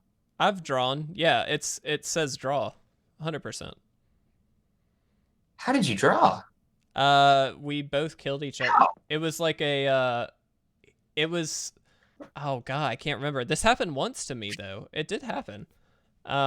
Somehow we drew, and I don't remember how. This was a while ago, but like somehow I did end up in a draw. There is a draw screen. How can you possibly draw right now? MTGA draw. How? I don't understand. Because I know you can in Fickle Magic. You can go to turns, and Okay, if neither so player wins. somebody, I just Googled it really quick because I did know that happened. So somebody said they got killed by a Ral's emblem, and I got decked at the same time. So like the other person got killed by the Ral emblem, and they were decked at the same time, and it ended in a draw. That is all I know. So I'm not saying So I they know the lost. circumstances. I'm confused. So they lost to cards? They lost to decking, and then Ral's Yeah. emblem on the other side. To themselves or to the other dude? To the other person. Minecraft, dude, they do have modern tournaments, yeah. And are they willing to stream on MTGO? But in the world where COVID exists, there would be modern tournaments. They stopped modern tournaments before COVID existed. Yeah. They stopped televising. I'm not saying they stopped the tournaments. I'm saying they didn't broadcast them as heavily well before COVID. So, and that's what, when you talk about eternal formats dying, standard dying, whatever, it's the player base really has a lot of correlation with how they stream it, how it gets to people. Yeah. If people stop getting information about it, stop watching it, whether because they can or because they want to, that's how something dies like that. Pioneer really took Modern's place in their like expanded format. Yeah. So yeah, for all intents and purposes, like Modern is not getting near as much support as other as standard. Well, and they announced that they weren't going to be doing that. Like if yeah, I recall, like that was they officially announced it was, that, hey, we're not going to be doing as much Modern anymore. Like that's just what it is. Yeah, I mean, they still have them. They have tournaments for everything, but the point is, what are they pushing? And they're not pushing Modern. They stopped that a while ago. Yeah. I think it's interesting to look at, like, you can look at Worlds as a really nice, like, indicator of what's been kind of pushed. And if you look, there was one year where they did cube drafting, like legacy cube drafting at Worlds, which is awesome. I think Worlds is like they can change so much on a whim that Yeah. I don't know if you can do that all the time. No, you can't. Pioneer is an interesting one. Here's lots of fun. It's very fun. Lots of fun. Yeah. All right, guys, we're gonna say final Yeah. question call. Is there anything else you guys want to talk about before we head out? I do appreciate Alex and Minecraft Dude, you guys hanging out with us. It means a lot. Thank you for being here. And thank you for weighing in with your opinions on some things. Certainly don't want to have to agree on every little thing, so it's cool to have different opinions. That's fine. But it's a pleasure to be able to talk with you guys about this kind of thing. So thank you. And thank you for asking questions. I have a question. Yeah, what's that? Minecraft Dude, what was your old username? Oh, he shared it earlier, and I apologize. I totally I forgot. tried. He What still is has to figure out my. I tried. That's my. Actually, no, I do remember it, but I can't say. I do remember it. What was it? I can't tell I you. want it to come from the horse's mouth. He's Was it a horse's mouth? Was that your username? If you don't tell me, I'm just gonna name you. You don't want him to and I don't name think. you. Thank you. I don't think you want that. Nobody should want that. Amelia hasn't complained much yet, but about other things, I guess. Well, as we're waiting to see if he's actually going to throw it in there, 3 more guesses. Do you want to? Spud Daddy 665. Good guess. As in potato. Spud I can confirm that's not it. Okay. That's one.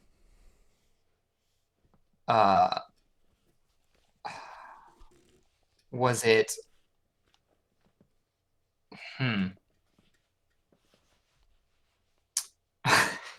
This is so stupid. I'm like, it's sifting through a catalog of bullshit names. Was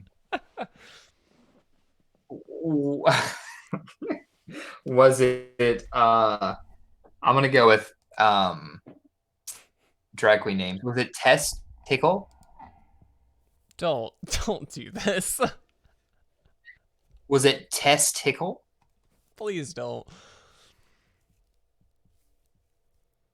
What? We're gonna get demonetized everywhere.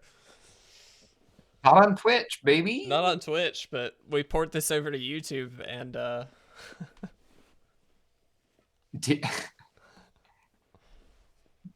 Deep Sandwich 914. Nice. Ooh, that's really good. Is it? Did I already say Big Dick Nick? Just kidding. Is it Christian Minecraft server 777? How offensive can we be? How is that offensive? It's sarcastic, Will. You know it's sarcastic. Oh, so no, that's a reference to TikTok, Kevin. Oh, is it? You thought this was a thirst trap. Dig Big Nick. Love it. You thought this was a thirst trap. No, sir, not on my Christian Minecraft server. That's 3. Just Minecraft, dude. What is it? Type it. Let's go. I got Kevin you. wants the agony to stop, but the agony will never stop. I do want the agony to stop. That's well, true. Tough. Well, then you gotta staple. Never mind. You're the worst kind of person. There it is. Yeah, Yara Wizard Hair. What did I say? Not that. I think I said that. You said big dick something. Oh, no, yeah. No, that's right. I didn't That's say it. Can we end this podcast episode? This is ridiculous. Yeah, how do you want to end it? Seppuku? Yeah. All right. We're gonna do it at 3, 2, 1. Are you ready? Seppuku? Yeah. Seppuku. You ready? 3, 2, 1. All right. That was lovely. You're 14? Oh, shit. I knew that, and that's why I was waiting for this. Oh, I love it. All right, that's a good note. Guys, I really appreciate you watching this podcast episode. Thank you to everybody listening after the fact. I hope you enjoyed it. I hope you will join us live. We are doing this every Sunday evening around 8 o'clock Eastern time. So if you did not get a chance to join us live this time, please make sure to do that at twitch.tv/itresolve. MTG. Don't do drugs. Stay in school. Listen to your parents. Guys, we're getting out of here. Thank you so much, Minecraft Dude, Alex. Really appreciate you guys hanging out. Thank you so much, guys. We'll see you next week. Go to bed. Drink water. Eat your Wheaties. Do your fucking homework.